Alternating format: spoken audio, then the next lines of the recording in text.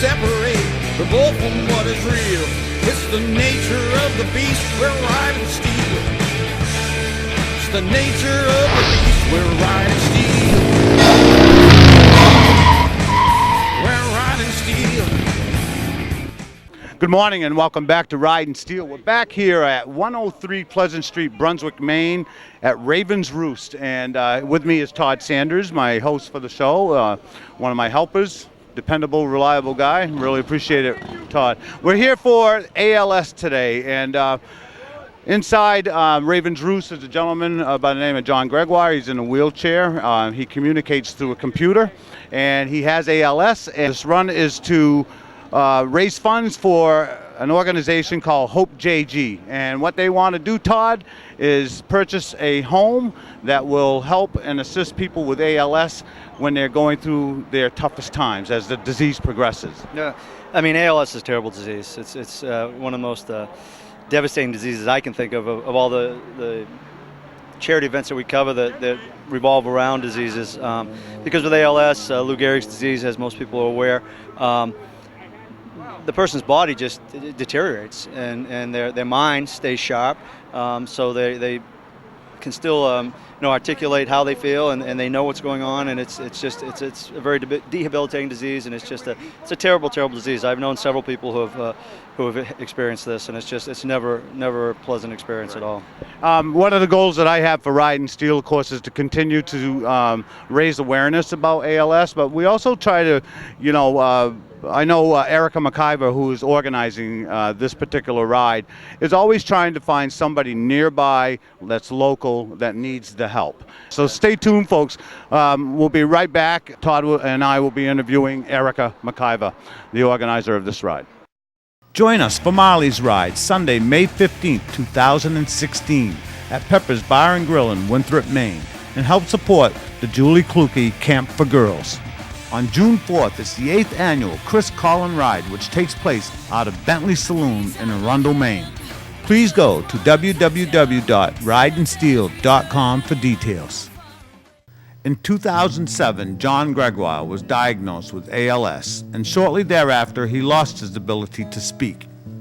He was also told that his life expectancy was maybe 18 months. Erica McIver lost her dear friend Robert York to this dreadful disease, and for the past 3 years has organized this ride in his memory in hopes of bringing more awareness and assisting local people. We're here now with Erica. Erica, you are the organizer of this event, and we were talking in the opener about Lou Gehrig's disease, ALS, which is two common terms that most people know the disease by, but what is the actual clinical term for this disease? Amyotrophic lateral sclerosis. That's what you were going to say, right? I was going to say that. Erica, what motivated you to organize? Because organizing rides is not an easy thing to do. This ride was obviously rescheduled because of inclement weather. You obviously can't control that. So there's a lot of curveballs that can get thrown at you and organize a ride. What made you decide to organize a ride around ALS? This is our fourth year. Robert York, who I knew growing up, and his best friends are inside.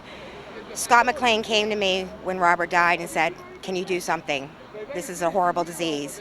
And that's how this started. It was in passing of a friend. So you knew him and you actually witnessed what he went through? Yes. I have a question. What I would like to ask you, Erica, is how did you become connected with the Hope JG Foundation that we are raising these funds for today? How did that happen? The end of last summer, beginning of fall, when the Ice Bucket Challenge was going crazy, I was watching the news one night, and after a segment about the Ice Bucket Challenge, they brought up the Hope JG Foundation, and I had no idea there was something trying to be done here in Maine. I hadn't heard of it, so that's started the thought process for this year's ride. I would like to keep it right here in Maine if we can, and they want to build a residency because we're the only one in New England that doesn't have one of these for ALS patients. Now, the thing I see with ALS, and I've known, as I said, unfortunately, I've known several people who have passed away because of this, as you said, very terrible disease. The fact that it attacks the body but not the mind. To get someone to admit, and these are very proud people that go through this, to go into a home like that in and of itself would be a challenge, I would think. I would think so, but when you don't have insurance or you need the help, I think that's when these places come in handy. I believe these people also want to make equipment available to those that are inflicted with ALS, which I know Robert had a problem with. These people need these equipment, and if you don't have insurance and you have to go through the state, you cannot own anything. The state will not help you unless you sell all your assets to get this equipment that you need while you're dying of this disease. And how progressive this disease is. I mean, it from diagnosis to the way it progresses through after diagnosis, it's a very fast-moving disease. Well, Not always. Not how long has John had it? I have. Some people, it's very quick. In this past year, you know someone, and I know someone that within a year they basically were gone. Right. There's other people that have lived with this. You look at Steve Hawkins. If you watch that movie, he lived a long time with it.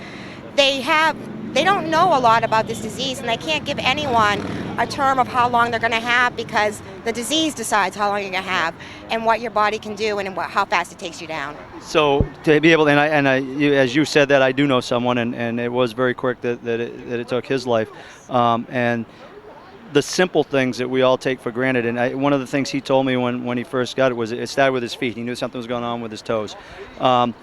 But simply getting up steps and things like that becomes extremely challenging. So if these people don't have the resources or supports that they need, fortunately the person I knew had a spouse who was in the medical field, so she was able to help him out considerably. He had a lot of close friends. They're probably watching. They know who I'm talking about. They were there for support for him, but for someone who may not have that support or that internal structure to provide them with the assistance they need, this could be huge. Well, can I add something here?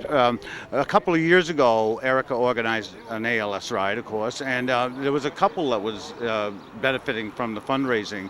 And speaking with that gentleman, he had expressed how it had taken a long time for them to diagnose this disease. And then when I spoke with his wife to learn what she was experiencing, the changes that they go through, it's debilitating, right? And so they all of a sudden can't do what they used to do. And the reliance upon her was growing. And the needs that he had were increasing.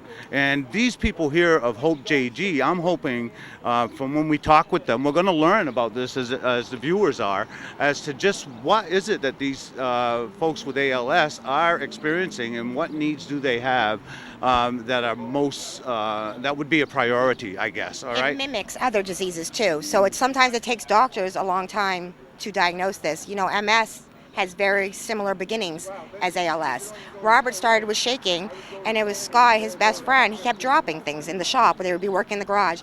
And he finally told me, you really need to be checked, because it was getting worse and worse, that he couldn't hold on to anything. So it also does mimic other diseases, and they don't always test for ALS right off, so it could go on for how long you don't know before they find out what you have. So like we say, in a lot of these charity events that we do and these rides that we cover, the early detection is key. So if you know someone who's experiencing symptoms like Erica just described, or you yourself are waiting and hoping something's going to get better or just go away, isn't always the best course, and many times is the worst course of action. So if you're experiencing anything like this, someone who is, encourage them to get checked out and take care of yourself, because that early detection is huge. In addition to that, I want to say continue to watch this program today, because we're going to be speaking with people that have an inside look on this kind of thing. And so the education, you may be experiencing some of these symptoms that Erica has been mentioning here, and you don't even know what it is yet. And so this may help you. This show may help you today, and we're committed, Ridin Steel, and Erica is committed to organizing this ride. As long as I'm on the air, I'm committed to bring exposure to this particular disease, because I don't feel enough is being done about it. I really don't. Today we have Channel 6 here, which is an awesome thing. That. Yeah, and that's going to help us a great deal in our local state here. As you can see, the bikes are rolling in. I'm guessing that there's about 30 bikes here so far. There's more out back, and they're rolling in slowly but surely. So it promises to be a beautiful ride today, a beautiful day, and a very worthwhile learning experience. Well, I think you hit on it. 50 bikes, 30 bikes, 300 bikes, 500 bikes, whatever we get. The bikes are great. The money that's raised at an event like this is great. But the awareness that an event like this can generate, and that people that come to an event like this can spread by word of mouth, not only watching the show, and hopefully everybody continues to watch the show, and not only for this cause, but for all the causes that we cover. I mean, unfortunately, and I say this often, there are a lot of causes out there. Today it's ALS, but that's one of the benefits of the show, of rides like this. It's bringing awareness, more so than perhaps financial gain. It's also bringing support to those who may be suffering from a condition such as this. As Steve mentioned in the opener, there's someone here that's experiencing this. So the support of strangers is huge as well. And that's why this isn't a long ride, because I want everyone to ride with a memory if they know someone from Lou Gehrig's that has passed, or anyone else. But I want to raise awareness, and that's why we have the Hope JG. I want them to hear this story. It's more about their story and awareness than it is about the ride. Now, Hope JG, where would people get more information about that? They can go to their website, Hope JG Foundation. Okay. And they also have a Facebook page. And I'm sure Steve has always posted. He's probably posting it right here. I like to put him on the spot and say it's right here, or maybe right here. Who knows where it may be. But check out the Hope JG website. The link will be somewhere on the Riding Steel page or calendar. And Erica, thank you for doing what you do. Thank you. Absolutely. With me now, I have Linda Gregoire.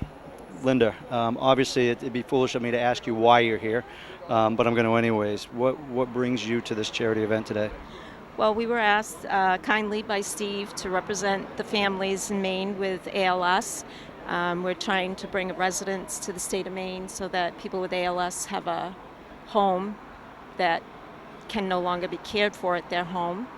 We would like to build a residence in the state of Maine because quite often as ALS progresses, a lot of nursing homes aren't equipped to take care of them. Yeah. So. Now, as we were talking to Erica, she said that a lot of states in New England actually have residences such as this, and Maine is one of the few states that does not. Is that true? There's one in Chelsea, Massachusetts, and that's the one that we are modeling after. Okay. Now, what specifically with ALS only? Yes. Okay. Well, ALS, MS, neurodegenerative diseases, okay. because they have specific needs. Right. Now, what do you see as being some of the biggest challenges that people or family members of someone who's going through ALS experience? It's progressive, and it can be very challenging as far as getting people in the home. You have to build ramps. There's a lot of accessibility problems, and that's part of the residence that will be totally accessible, and it'll have technology built in so that they can control their environment. Right. They can control heat, lights. So they can still be self-sufficient. They can be as independent as technology allows them, and it's pretty independent. And that's one of the big things with ALS. I've mentioned it a couple times in our opener. ALS affects the body, but the mind stays completely intact. Right. So people that are experiencing ALS know completely what they're going through, what they're losing as far as mobility and the things they just can't do anymore. So Right. this would give them at least some of that independence that they still probably crave. Yes, and as a matter of fact, Steve Sailing, the Sailing residence down in Massachusetts, he created the technology that controls the house, and it's all done by infrared, and they do it off of their eye gaze or their iPad. Technology's come a long ways. Yes, I have it a has. question. How close are you to actually achieving the goal of attaining a home for the Hope JG Foundation? Well, that's why we're here today, raising money, awareness, getting people to understand that there's a great need for it. There's approximately 60 people in the state of Maine with ALS. Right. Are there any buildings that you're already looking at, properties perhaps? Anything, have you gone that far, or are we at the baby stages of this? Baby stages. Okay. So now we talk about events like this. It will raise more awareness probably than money. WCSH is here covering it, so you can put out the word to them, you can put out the word to our viewers. If somebody wants to provide financial support for this cause that you have, they're obviously not here today, where can they go to make a donation or get more information about it? Our foundation, the Hope JG Foundation, there's the ALS Association, but to build the residence, it would be the Hope JG Foundation. So people watching at home, if you can check out the Hope JG Foundation, every little bit helps. It's obviously a great cause, a great mission, a great goal. But like Steve said, we're in the baby steps. It's a goal that's a ways down the road, but with the help of people out there watching, we can close that distance considerably. Right. We can actually make a difference here just by doing this and bringing the awareness out there. We can actually provide a home for folks who are suffering with ALS, make this happen here in our home state. So it's locals helping locals. So please go to their website and do what you can to help. Anything else you want to say? Or did you get it all? It was needed a long time ago. But, there's no time like the present, That's right? right. So here you are. That's why we're doing this. And now you got a face with the organization, so please do every little bit you can to help, because every little bit does help. Thank you. Thank you. Join us for Marley's Ride, Sunday, May 15th, 2016, at Pepper's Bar and Grill in Winthrop, Maine, and help support the Julie Kluge Camp for Girls. On June 4th, it's the 8th annual Chris Collin Ride, which takes place out of Bentley Saloon in Arundel, Maine.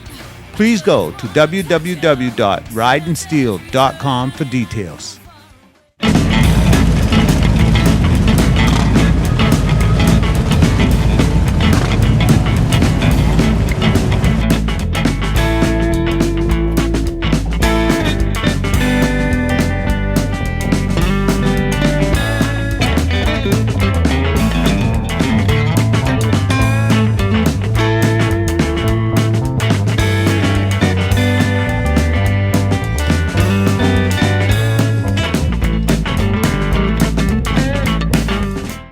Made a successful run around the River Road over through Durham and through Lewiston, and then back through Lisbon, and we're back to Raven's Roost here. With me I have John and Linda. So John, what was it like to lose your voice? I remember how easy it was chatting with Linda. That's what I miss most, just chatting for hours. I remember doing silly voices for my boys when they were young. And the feeling of getting a lung full of air and just yelling. I remember speaking with clients for hours about their problems. And I remember singing. I can still sing in my head. Maybe after Vocal ID, we can work on tapping into those brain waves I can hear. So obviously, that's touching. I mean, it's to hear that. The ability of speech, for that to be one of the first things to go, this is a very frustrating disease, obviously, and it's a very challenging disease, and it throws all sorts of obstacles at people, but when they can't even verbally articulate with you what's going on or what they're experiencing, that just compounds it to the 10th degree. Yeah. So how long has he had the computer to speech system? Right off, because he couldn't communicate his needs. So we had to and it started off as the small iPod, but then as technology has advanced, he went into the iPad, and he also has an eye gaze machine that if his hand should fail him, he'll type basically with his eyes.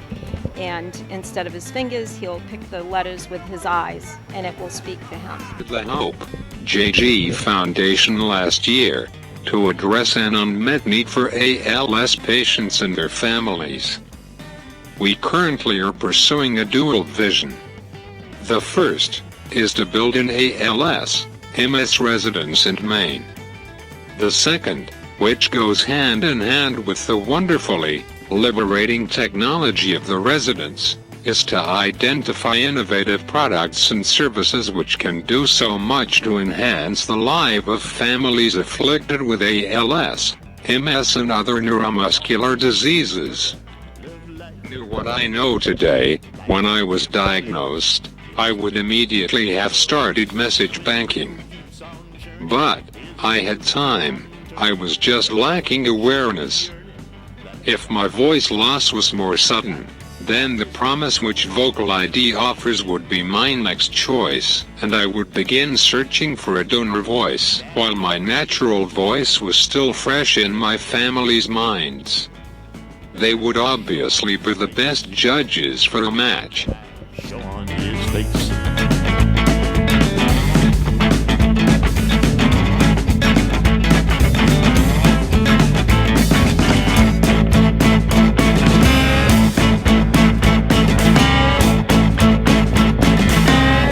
Please consider helping John and Linda Gregoire's vision for Hope JG become a reality, and join us for the ALS Ride 2016 in memory of Robert York. This ride takes place out of Raven's Roost on 103 Pleasant Street, Brunswick, Maine on June 26 at 11 a.m. Thank you.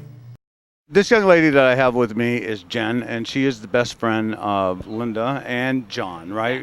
Equally, Yes. right? Yeah. And why I wanted to pull you aside is because being a best friend, You've been there before John was diagnosed with ALS, and with Linda as well.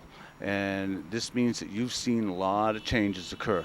And I want people to get an idea of what it feels like to watch the quality of life change so drastically for such good friends. Yeah. When I first met John, I met him at a church function that we did, and we were playing bocce ball together. And he has an amazing sense of humor, and just really got to know him a little bit through that and through church, different functions and things. And it was, like she said, the week before Christmas when the diagnosis came, and we just began to watch, like, my husband and I were greeters at church, and we would watch him walk in and struggle with the walking and struggle with the talking, and then within probably, I can't remember exactly, but like 2 to 3 months, he just began to go downhill with the mobility issues. So after the first year, he pretty much had gone into a wheelchair. When we're friends with people, we go out, we do stuff, Yeah. and we have fun together, Yeah. right? Isn't that what we do? Yeah. You find Yeah. friends and you do stuff. Yes. And, you know, obviously, you know, we were discussing at one of the stops that everything has to be pre-planned these days, right? Yes. And you, as a best friend, Yeah. have been affected by this as well, because now when you call Linda to go out and do something, it's Yeah. like it can't just be done at Yeah. the snap of a finger or a text Right. or a call. Right. There's a lot of things that did change as far as them being able to come and do different activities with us and be able to be a part of that. But they are so strong, and they would make it possible if they could. Like, Linda would do anything she could to get John to where he needed to be for social functions, as well as transporting him to Boston. And it is a process. I mean, their day may start, if he has a 9 o'clock appointment in Boston, her day starts at 5 in the morning. So it changes everything. You begin to be like, okay, well, and actually, when we built our new home on the lake, I had told the contractor, I don't care what the house looks like, but I want my best friend John and Linda to be able to come over here and get into my home without any ramps. And he said, we'll do whatever it takes, Jen. So they've been able to come over and sit in our home with us, and it's been such a blessing. And but it is very taxing for them to have to think through everything in the course of their day to get the tasks accomplished that need to be done. And then when he had the feeding tube put in, that became another hurdle that they kind of had to adjust to. It's like, okay, well, you know, I watched Linda navigate through all of that. Like, I have to make sure he gets fed before we go out, and then when we get back, he gets a feeding. And Linda and John are just so incredible in that they adapt to whatever's been given to them. And I think they get that spiritually. They have a foundation that is solid, and so they adapt very well to their environment. And we've gone out to concerts with them, and we've gone to listen to his brother plays in a country music band, so we went to that. And they just kind of do what they need to do so that they can still enjoy life. And then when John was given the vision for the Hope JG Foundation, we watched even more of a transformation in him. He began to move and communicate with purpose. His communication began to transfer a little bit into, okay, what do we need to do to get this ball rolling, as they were experiencing the problems getting around their home and navigating the wheelchair around and things like that. It's just he was unsettled, and he was like, no, there needs to be a place where families can still be families. Yeah. Amazing. Thank you so much. All right, Todd. Once again, we're at the end of the show, and boy, I'll tell you, this ride and what we learned today was amazing. And as always, I want to ask you what you learned today, buddy. Really was inspired by was the spirit of John. And, you're given an 18-month life expectancy, and back in 2007, he's with us here today. He's communicating. He's the founder of a group that's trying to create a home in the state of Maine to support. Do you know that somebody actually took him mountain climbing? Knowing John for the limited time that I've known him, it doesn't surprise me. And I was talking to his wife while we were all together, and one of the songs that came to mind was Tim McGraw's song, "Live Like You Were Dying," and she said that's on his favorite playlist, and that really epitomizes him. And it's just he's such an inspiration, and I'm humbled to be around people like that and what they're going through. I don't want to imagine it. I can't imagine it, but I give them all the credit and kudos in the world for being able to do what they do. I hope you enjoyed today's show, and that you will continue to watch Ridin Steel. And please go to our website at ridinsteel.com and check out our calendar of events and support these causes that we come out to. Everybody is invited. You don't need a motorcycle. The general public, if you are a compassionate person and you like meeting new people, please show up at these events. I have contacted John and Linda recently and received updated information that is very encouraging, as you'll see in the following footage. John and Linda finally got to hear John's voice for the first time in over 7 years.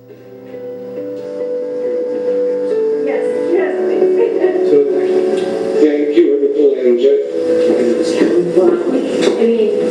that was very grateful to have this opportunity.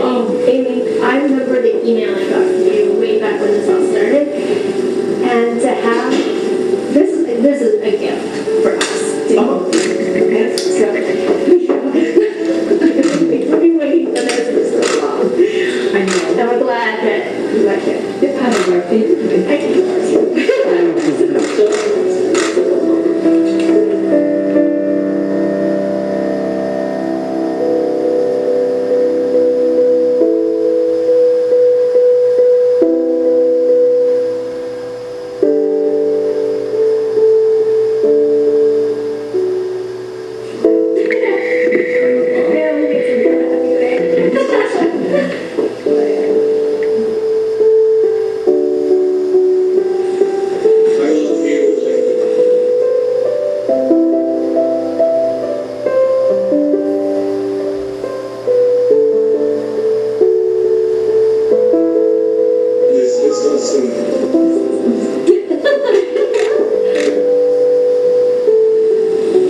I'd say we're on the right track.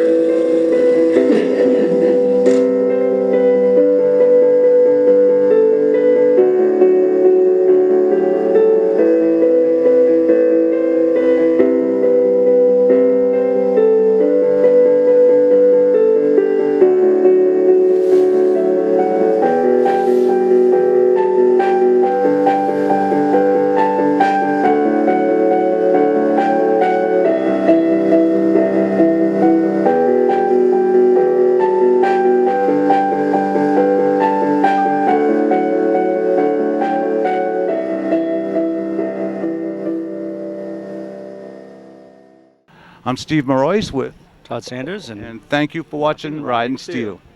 Please consider helping John and Linda Gregoire's vision for Hope JG become a reality, and join us for the ALS Ride 2016 in memory of Robert York. This ride takes place out of Raven's Roost on 103 Pleasant Street, Brunswick, Maine on June 26 at 11 a.m. Please go to www.ridinsteel.com for details.